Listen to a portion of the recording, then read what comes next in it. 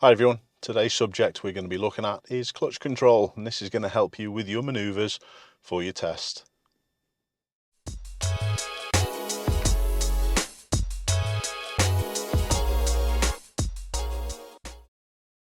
This video is sponsored by NordVPN.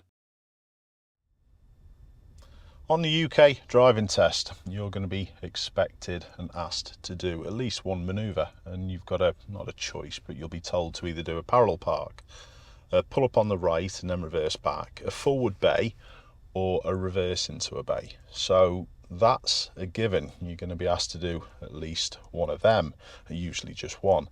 And I find that people do have issues with their foot control. So that's what we're going to be working out today. We're going to having a look at a few things. First thing I would like to mention is the need to go super slow. People often go too fast whilst they're manoeuvring, and then it actually causes them observational problems, because if they go too fast, they're then not able to take their eyes maybe off a mirror and they forget to do the check and round. So you've got to be slow enough to be able to fit all your observations in and have the accuracy with your manoeuvre that you're doing. So we're going to get the car started, and I'm going to try and have a little look with my foot cam with exactly what's going on. So let's get us started. First thing I'd like to deal with is the fact that people do tend to use just the clutch pedal to manoeuvre. Now, it isn't a massive problem, to be honest. Your examiner on the test, they're going to be okay with that as long as it doesn't cause you problems, but it can cause problems. Not every single car that people are going to be taking a test in is going to be a new style car where if you just use the clutch, it will naturally help you. There's anti-stall devices on modern cars where if you put it into gear, let me just have a quick check round because the car's going to move. There you go. The handbrake didn't go off, so we didn't move, but you may have heard that the revs actually rise, and that's with me just using the clutch pedal. So you'll actually get away with that. But I don't teach that. I think that you need to have an ability so you can get in any car. So it does take a little bit more work. Instructors are sometimes a little lazy by just letting you use the clutch pedal, but try and get a little bit better by using a little hum of gas and then have your clutch a little lower. That's really important. Now, the car's just gone into warm-up mode, so just ignore the hum of the engine. It's nothing that I'm doing. Before we go any further, I'd just like to have a quick word about today's video sponsor, NordVPN. NordVPN is a virtual private network which gives you an encrypted private connection between two machines. When you use this service, any internet sites that track user data will see NordVPN's information rather than your information, and this can have many benefits. NordVPN has advanced anti-malware capabilities and has become much more than just a VPN. It's now a powerful cyber-security tool. This is particularly useful for me as it checks all the files that are sent to me by my viewers for malware. NordVPN are currently offering huge discounts, but if you use my link in the description, you'll get an extra month free. You can easily choose where your connection seems to be originating from to help you keep your data safe, and you can also use it on 6 devices. It works on every major platform, including Windows, Android, iOS, macOS, and Linux. And even your Android TV supports NordVPN. NordVPN is also fast. In fact, it's the fastest VPN out there. It's easy to use. It takes just a click. Open a map, click on a location, and you'll be connected in seconds. It's really that easy. If you get NordVPN using my link, it's risk-free because it's also covered by their 30-day money-back guarantee. I'm really happy with my subscription to NordVPN. Wherever I choose to travel, I know Nord's there in the background, keeping my data safe. So if you just manoeuvre with a clutch in a car that hasn't got these anti-stall measures, it's always going to be pushing towards a stall and struggling, and that can often cause a little bit of panic, especially when you're in that pressurized situation. So what we should be looking to do is always have a little bit of gas, a hum of the engine, and then control the car, very small movements with the clutch. And I'm going to show you something that I tend to find a lot of people do with their clutch foot as well. So first of all, let's have a little look at moving this car just with the clutch, just to show you that it will go. There you go, there's that rev, handbrake's off and it's going to move. Now, We are going slightly downhill, so I'm going to use this point as we've got the car rolling, that if it's going to go of its own accord, if it's going to roll, there's nothing wrong with controlling the car like we're doing at the moment. In other words, the clutch is fully to the floor and I'm just using my brake pedal to manage the speed. There's nothing wrong with that. And you may have to do that in certain scenarios, even if the whole maneuver isn't specifically downhill like we've got in front of us. Say if you're doing a reverse into one of these bays, maybe you point it off to the right, and as soon as you start to head round towards that side, your car's going to run away with you. So there's no issues with keeping the clutch down and just using your brake pedal. But the manoeuvring, what we should be trying to do is use a little bit of gas and then hold the bite. Not necessarily always still, and this is another thing that I just quickly want to work on. We've just had a situation where we've gone downhill. That's fine, nothing wrong with keeping the clutch down and using the brake to control, but I'm going to head off to the right and manoeuvre, and then I'm going to turn round this post to my right hand side and go back up, and you'll see that there's a change in what we do with the feet. So you can't just have your feet in one spot. So we're always after this little hum of the engine and then use a lower biting point. So that hum's fine, it's rolling, so I'm going to press the clutch and use the brake to control.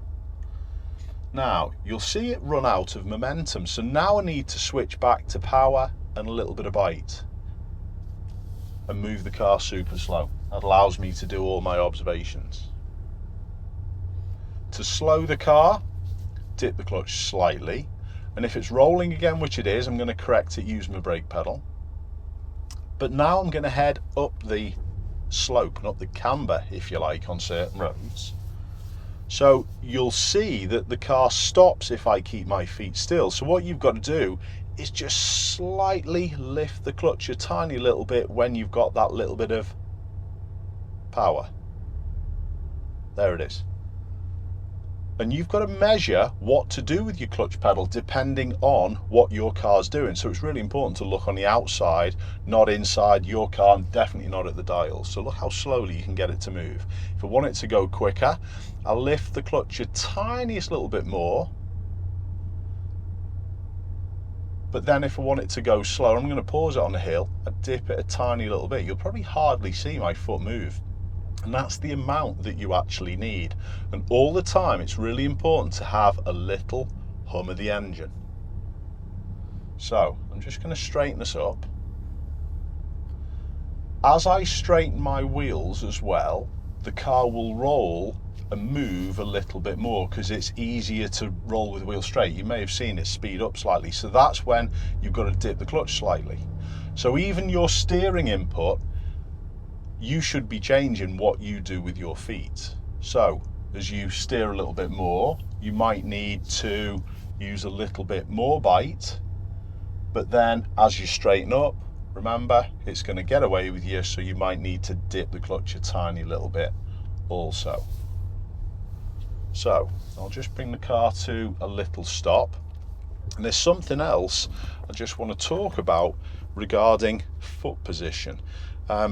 And it's to do with the clutch, and it's something that I do see learner drivers struggle with a lot. Even other instructors who I see posting on YouTube, a lot of their pupils seem to have problems because their toe is really pointed and their heel's off the floor. Now, first things first, if you're using the brake pedal or the accelerator, your leg should pivot from your hip, and then you should use your ankle to do the squeezing. And that's quite important. But the clutch pedal's a little different. You actually do a little bit of the squeezing with your leg press, but then when you're at the biting point, I'd like people to try this. If you have your toe pointed, it's all to do with leg movement, and that's really difficult to try and move the clutch tiny little amounts to have that real tight clutch control that we've just explained. So when you do try this clutch control, press your clutch down. Yes, there's an element of leg with that, but then as you're lifting the clutch at the biting point, try and slide your heel across the floor And when it gets to the biting point, you can drop your heel on the floor, and then you've got a little bit more ankle control with those small movements, and that's the best way to go about doing it. So I'll just demonstrate this just on a little turn. So we're into gear. I've got my little hum of gas. In fact, there's a car just going to be moving to our left, so if anyone's going to come within our little area that we're going to use, just literally sit still. I think we're good again. So a little hum of gas, drag my heel across the floor until I get to the bite, and when it's at the bite I can drop my heel on the floor, and then I've got tight ankle control. And it's loads easier to control the car like that as opposed to pointing your toe.